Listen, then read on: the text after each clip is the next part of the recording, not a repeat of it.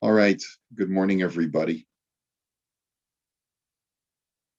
So it's a good thing that Barry asked us to send out the next PDF because this next halacha extends beyond the next page into the new packet. So I hope you all received it, and I actually have both files brought up on my PDF reader so that we can go through this entire halacha. So we finished halacha chaf beis yesterday, which basically a sif chaf beis, where the Rav Shulchan Aruch talked about the prohibition of an employee pocketing certain remnants of his work product.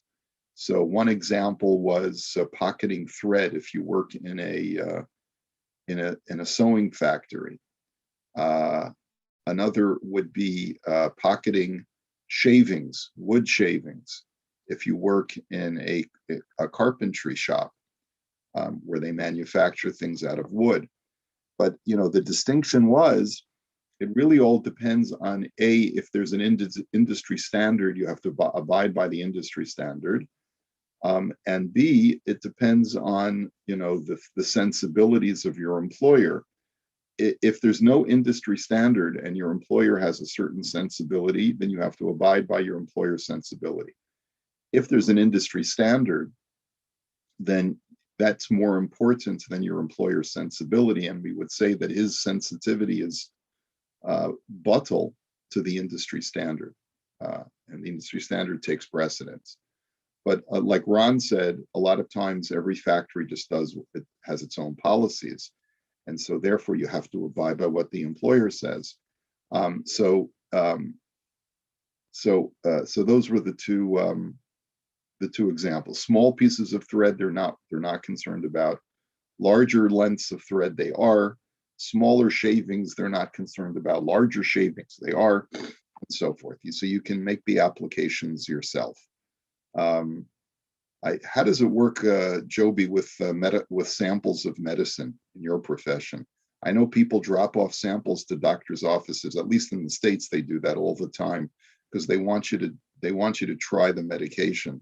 Are there any examples in the medical profession where a physician might feel? I know during COVID, doctors that have extra vaccines, I think they make you dispose of them. Is that right? Yeah, in terms of carrying extra stuff around, generally in the medical field, it's left up to our discretion. So if we get samples or we have vaccines, as long as we're going by the expiry dates, etc., we can dispose of them as we wish to the patients. But there's no real standard other than the science of it. The regulation is left in our hands. Okay. Like what if you get a certain medication? I know this happened in my dad's case, that the doctor had ordered a very expensive kind of medication that he was going to use on my dad, and then my father passed away. My mother was so upset with the bedside manner of the doctor that had ordered this nephrologist who had ordered this medication, that she wanted this very expensive medication to go to another patient who needed it, but she didn't want this doctor to have it. So she basically said, I'm having someone pick it up and deliver it to another doctor's office. A lot of times there could be big money in remnant medication. Carl? Yeah, I think there's two. You're talking about hospital medications, which could be very, very expensive and are used usually. They are usually ordered by the doctor for the patient, but in the States it may be completely different, because here when you order medication, the doctor, it really still belongs to the hospital because the patient's not paying for it. So the doctor will dispense of it as they wish. It'll probably go back to the hospital pharmacy and be used for another person if it's usable. But in the States, I think it becomes a whole different thing where you actually buy it then it becomes your discretion to use it as you wish. Got it. Got it. So in a situation where you had ordered an expensive medication and the patient eventually either passed away or ended up not needing the medication, would you be required to return that medicine back to the hospital? Usually those medicines are actually used in the hospital.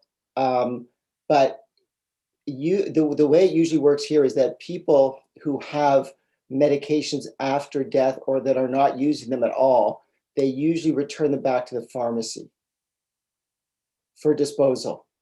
Because we also have a rule that once a medicine, for instance, has been used in any way, you have to send it back. You cannot use, no one else can use it, which would allow for a lot of wastage, by the way.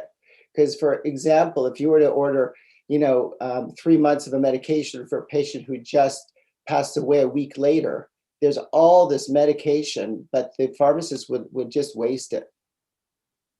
It's a shame, huh? Yeah, it's a real shame. It's a real shame. It's been dispensed. It's in one of those little bottles. They don't know if it's been tampered with, what's happened with it. They just assume that it's no good anymore and it goes in the garbage. Right, right. I guess because of that one out of 1,000 cases where it was tampered with, and then you could end up harming someone. All right. Okay. All right. Any other examples in other industries that you can think of that are contemporary examples of this, where an employee might or might not be able to keep the remnants other than working in a factory? All right. Just it's just something to keep in mind. There's the old joke about the synagogue that gets audited by the CRA, but I won't mention it today because it's a little bit off color. But he asks the rabbi, what do you do with all of the extra, what do you do with all of the extra wine that spills off the Kiddush cup? And then he asks him, what do you do with all of the wax that drips off the Havdalah candle? And then the third one is the part that's off color, having to do with the moil. But anyway, I'll start the next halacha. V'chol uman shemocher dvarim shechayev lahachziram. Rabbi, I just thought that maybe the answer to that is you're allowed to keep the tips. Yeah, right. Okay. Anyway, the restaurant business or something like that. Yeah. Actually, you talk about the restaurant business. There's a whole industry of people going from restaurant to restaurant to collect leftover cooking oil, and some people actually use it for fuel, and they use it for so many different uses. There's a tremendous emphasis today on conservation and not allowing things to go to waste. So actually, I'm thinking about food banks and whether food that's not used in restaurants appropriately gets reused elsewhere for the hungry. But again, you run into problems of possible contamination and things like that. So obviously it's not food that's been served, but I guess food that's been made and then not served, or weddings and things like that too, right? I know that, for example, Kalman in our shul donates it, a lot of it to some food repository where people who are hungry can go to pick up stuff. And a lot of caterers do that, and I would imagine restaurants do that as well. Okay. V'chol uman shemocher dvarim shechayev lahachziram. That any person who works in a factory, or he's an artisan, like a carpenter or a weaver, and if you discover that he is selling the remnants that he picks up from the factory, and he's not doing it with permission, he's taking longer pieces of thread, he's taking longer swatches of fabric, he's taking larger shavings of wood, so asur likach mimenu. That you're not allowed to purchase these things from him. Let's say you find a carpenter who is selling wood shavings, per pound. Well, you're not allowed to purchase that from him, because since he didn't have permission to take them from the factory, you're purchasing stolen goods. Udvarim shehem shalo mutar. But if, let's say, he's got his own little carpentry studio, in addition to doing work for other people, So then you are allowed to purchase because, and like we said before, if you know that he does it also, you're allowed to rely on the fact that the shavings would belong to him. Okay, and so v'im amar hatmein aser shecheskasam genuva. Except if he says, when he gives you the bag of wood shavings, he says, "Here, hide this away. Don't tell anyone where you got it." So then that's a sign that it's stolen. Now, the im nishtaneh hadavar. Now, we've talked about this idea multiple times before. We said that you need two things, two criteria, in order to be permitted to buy goods that you know are stolen. Number one, the owner has to have had yeush. And number two, there has to be a shinoi. A shinoi means a change, either a shinoi of rishus, a change of ownership, which means it's no longer in the original Ganef or Goslin's possession, or shinoi maisa, where it's still in the Ganef or Goslin's possession, but it's undergone a physical transformation. The object has physically changed because it's been processed while in the hands of the Ganef. So then in that situation, you are allowed to purchase it, but this does not absolve the Ganef from having to make restitution. It's just that instead of having to return the item that he stole, since it's undergone a physical transformation, he doesn't return the original item. He owes a cash debt to the victim for the original value of the item as it was when he first stole it. So therefore, what would happen if the item was changed in some way while it's in the possession of this artisan who stole the shavings, for example? Or let's say he's a factory worker who works in a fabric factory.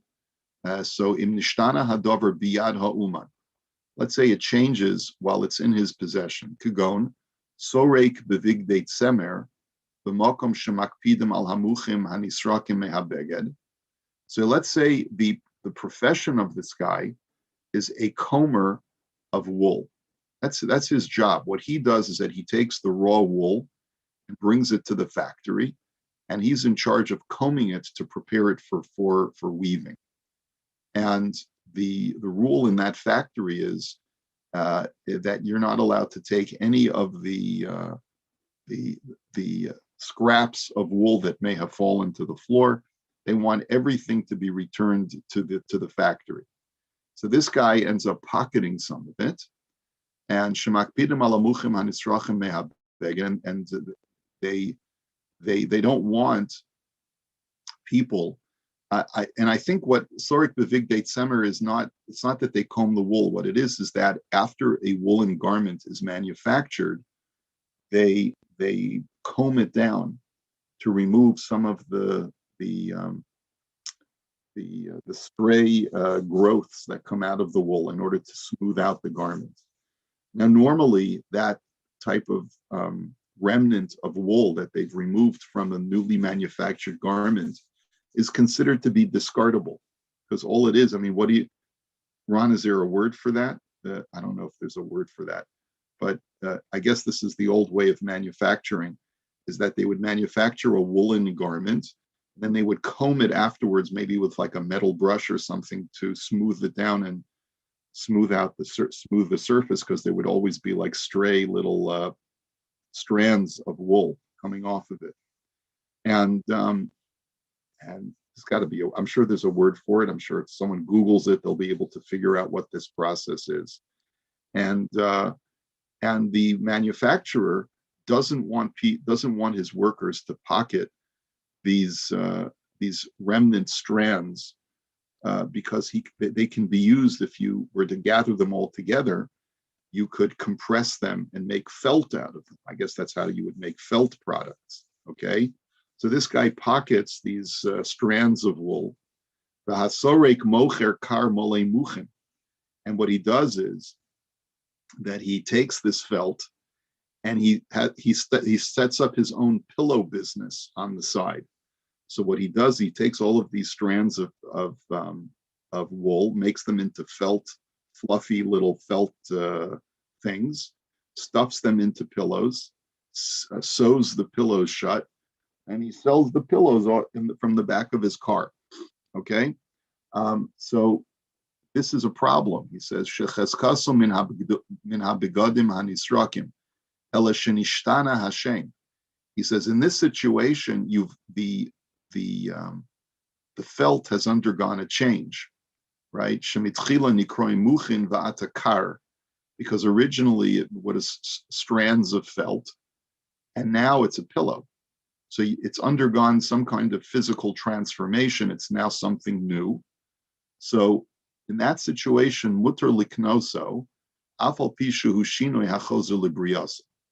You're allowed to purchase the pillows from this guy who's an employee in the factory, even though he's taken these felt shavings illegally, and even though if we were to cut open the pillow and spill out the felt, it would be a change that would be reversible. We could always return these felt shavings back to the factory. All you have to do is slit open the pillow and pull out the filling and return it back to the manufacturer. So you could always pull out the felt from the inside the pillow, and it would still now be called felt shavings. He says,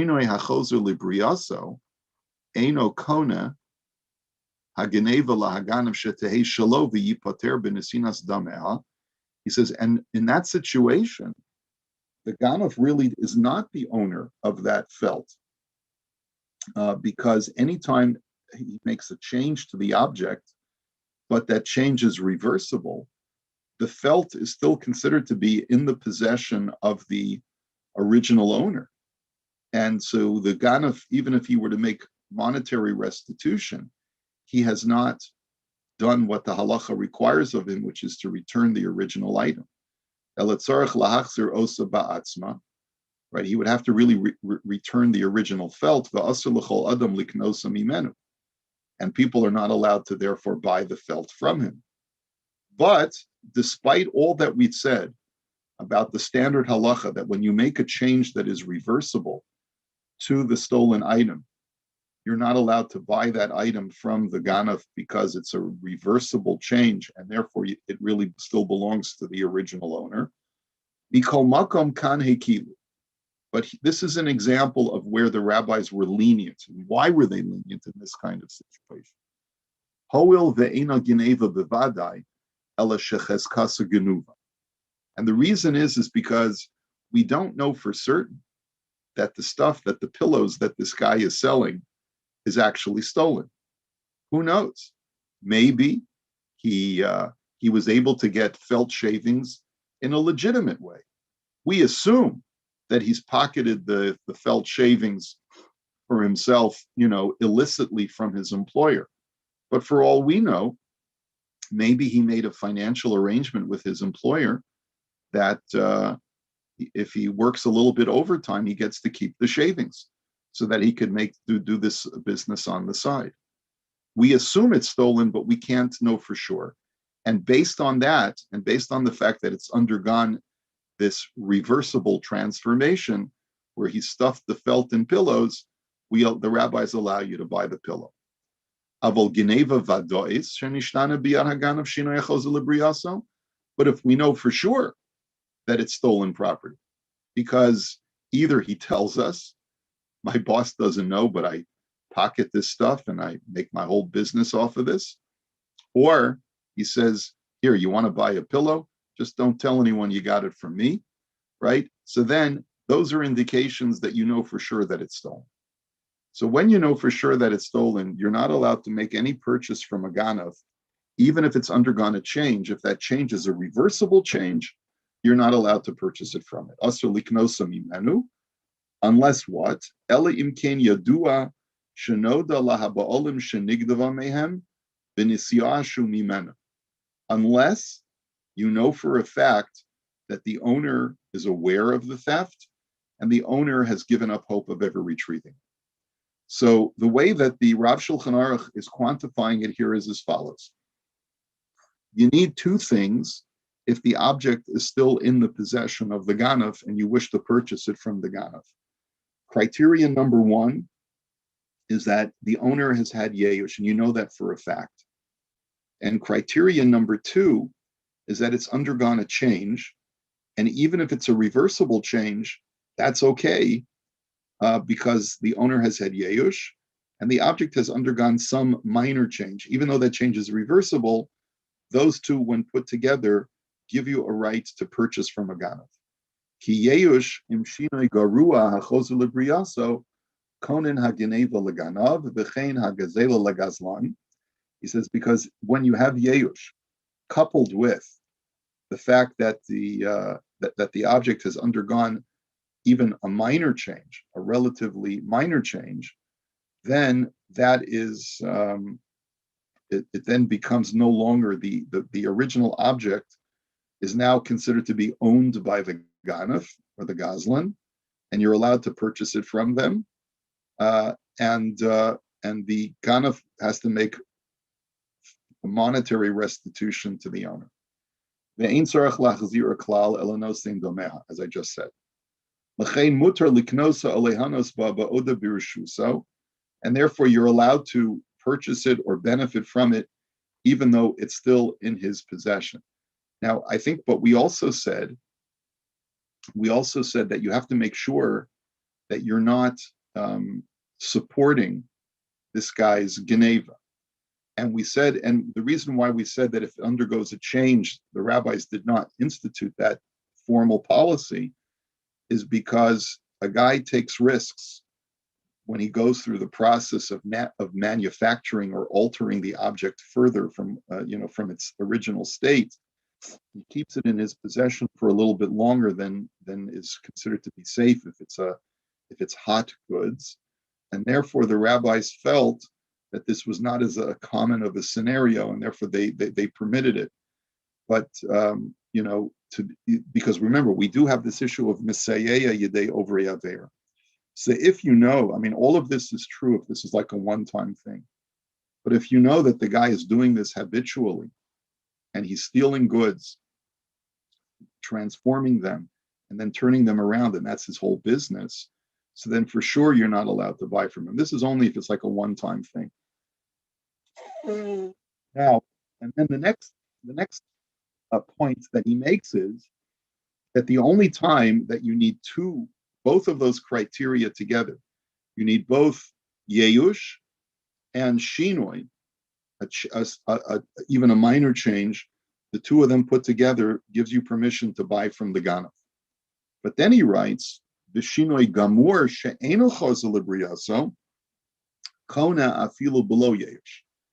If the object is processed with a permanent change that is not reversible, right? So he takes raw materials and makes them into a finished product. So then, even if the owner has not had Yeush, it is no longer considered in the possession of the original owner, and therefore you would be allowed to purchase it. Kugon, agozel eitzim b'shifan va'asarm nesarim chalakim.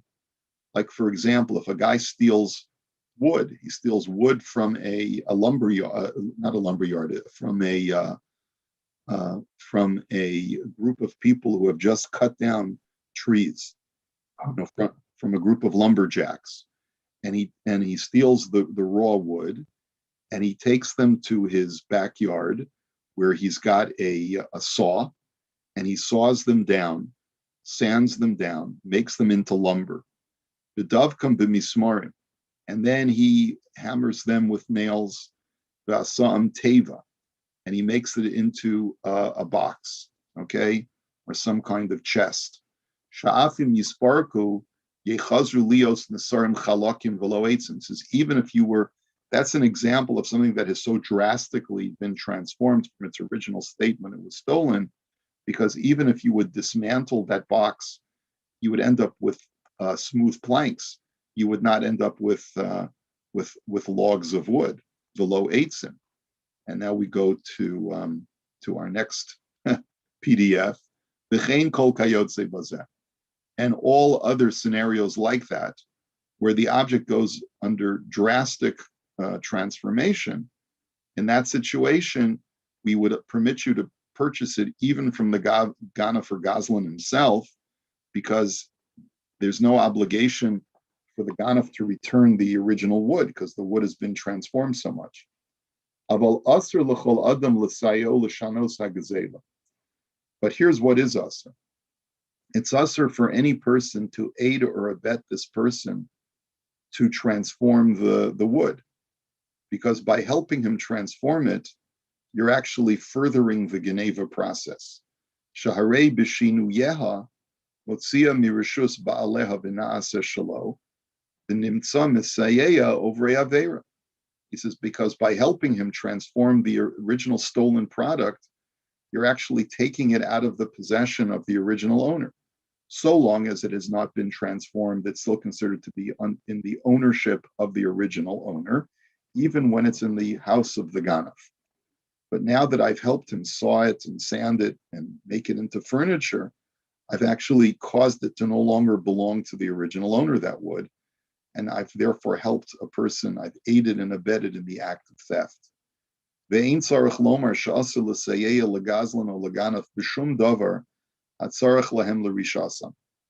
that it goes without saying that you're never allowed to aid and abet someone who is a thief or a robber that will help them commit the crime, right? So, that's what we call an accomplice to theft, right? In all of these heist movies, right? There's always some guy on the inside, right?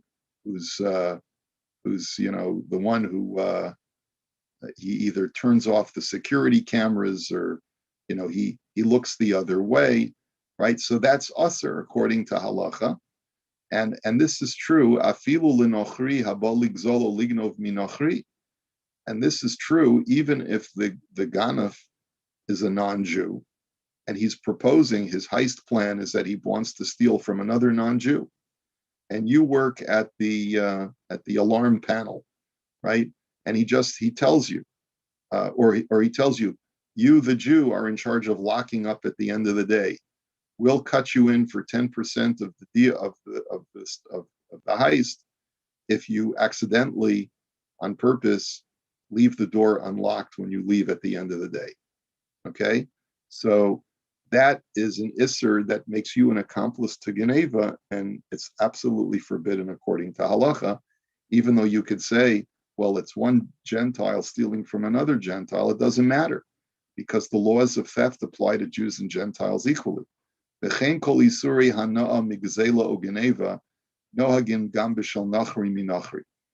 the same thing is just like you're not allowed to benefit from theft when goods are stolen from a Jew, you're not allowed to benefit from theft when goods are stolen from a Gentile. Because